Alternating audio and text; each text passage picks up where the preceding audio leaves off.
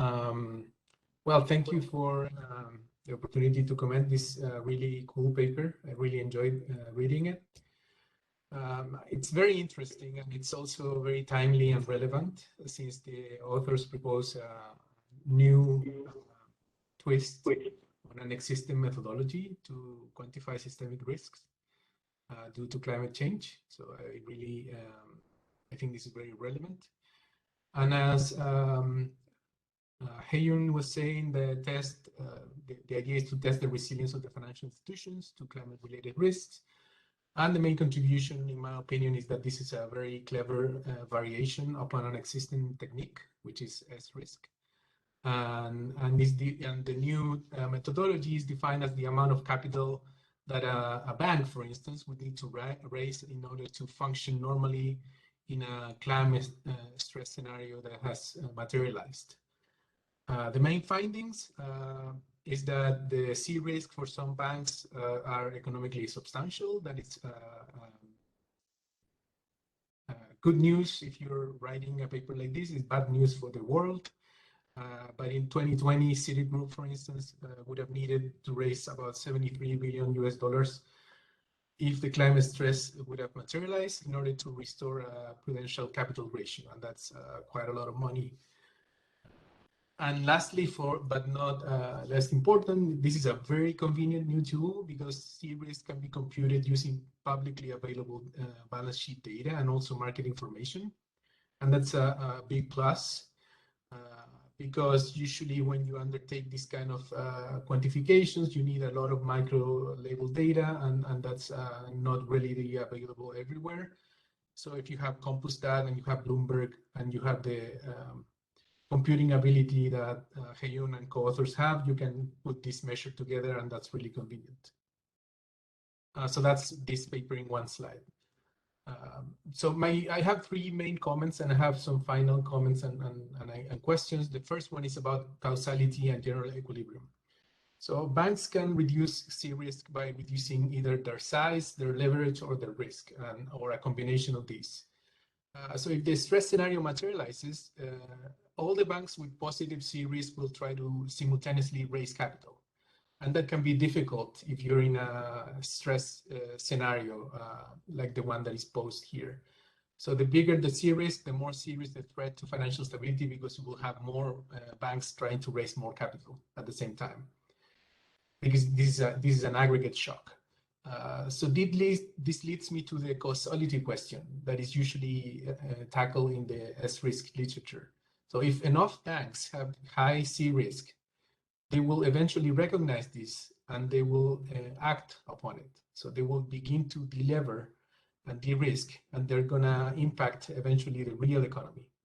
So since part of the stress scenario is already materializing, has turned into the baseline somehow, maybe it would be a good idea to look for causality between the C-risk measure and some macro variables like unemployment, industrial activity, or even the stranded asset prices that are used to construct the climate factor. So that would be my first comment, and I'm pretty sure the authors are aware of this because the SRISK literature usually does that, the causality analysis. So that's the first thing. The second thing is about the commonalities between SRISK and CRISK. So on the left-hand side here, I have a plot that I downloaded from DLab, where the authors update SRISK, the systemic risk measure, on a daily basis. And on the right-hand side, I have the plot from Yeyun's paper. And they have some common trends, as Yeyun explained very well just now. So my point here is whether the climate factor could be behind this. So maybe the climate factor is picking up a lot of the good old systemic risk behavior, and maybe trying with different climate factor combinations or alternative could change this and maybe lead to a more clean extraction of the climate part of the risk. Because from what I can see, there are many common elements here, as you just discussed, Yeyun. So maybe it's for robustness, taking some alternative climate factor alternatives. So the last big comment is about credit and market risk. So the banking sector plays a central role intermediating funds to corporates and is exposed to the firm's transition and physical risk via credit and market risk. So the ECB just published an analysis measuring these two risks for Europe, and they suggest that the transition risks for the banking system come predominantly from the credit risk side of things. So my question is whether SRISK is only picking up market risk, or is also through the climate factor somehow picking up some of the credit risk component that is inherent to transition risks. And finally, I have some just general comments. The sensitivity of the SRISK rankings to the choice of parameters. How would things change if you change the parameters on the climate factor construction that are 0.3 and 0.7 here, and a -1 for the last component? How good is SRISK picking up interbank lending and the cross exposures between banks to climate risk? How much of the SRISK increase in 2020 is due to increased uncertainty besides only the energy prices behavior? And how is SRISK affected by changes in regulation trying to tackle other solvency problems that come from other sources? So basically, can banks kill two birds with one stone? So if they're trying to tackle solvency from, I don't know, because they just merged with another bank, can they solve that and also the climate concerns? So yeah, these are great paper. Thank you for the chance to comment it, and that's all I have. So I'm going to stop sharing my screen. Thank you, Felipe. I will give Yun a brief 2 minutes to reply, and then I will also give the same opportunity to Monica to reply to a question. So first of all, thank you so much. These are very, very useful comments. So the first comment about causality and general equilibrium, as you mentioned, that's inherited by SRISK methodology. And to your point that SRISK and CRISK moving together, it is because when banks are not well capitalized, it has high SRISK as well as high CRISK. So to address your point, that's exactly why we considered looking into the marginal components. I don't have that in the paper, but that's what we added for the presentation. So we compared how much is coming from the effect of the market and effect of the climate stress. So that's, we completely agree with you. And we are not sure yet how to disentangle the credit part and the market risk part. We have to think about it more.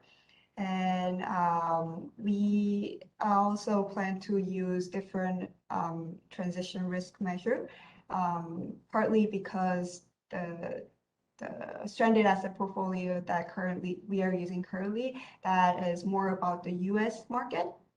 So we are constructing a global one, and then we can answer your question about how sensitive is this to the choice of the transition risk measure. So largely we agree with your comments, and thank you very much. Thank you, Yun. We have a question for Monica from the board member Mauricio Larraín of the Financial Market Commission.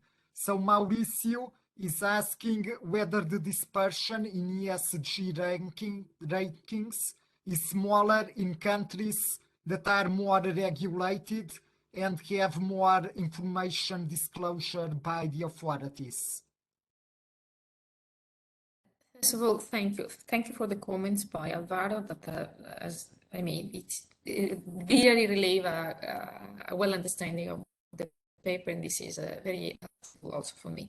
And regarding the question now, this last question, Certainly, a more regulated market and then more attention also on the transparencies, on the meaning of the information that are available, this helps. Okay, I shortly show that for the Europe, for example, there is a higher overlap and then a higher agreement. Let's say it is not a full agreement, but it's a higher agreement.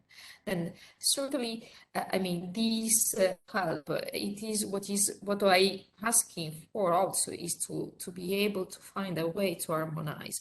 I'm linking just a comment on one of the questions by Alvaro regarding the need for a ESG taxonomy. It depends on what we call taxonomy, what we consider as a taxonomy. The taxonomy could be helpful in understanding what we are looking for, but to fix too much what we need, it is not really a good idea, since especially for E, but also for S and G, they ask for innovation, and then the innovation cannot be fixed now. We have to need to find the right way in which we say what we are looking for, but we continue to look to the future, since the ESG dimension is mainly related to the future. This can also help in understanding which type of performances eventually we need to look more instead of the classical one.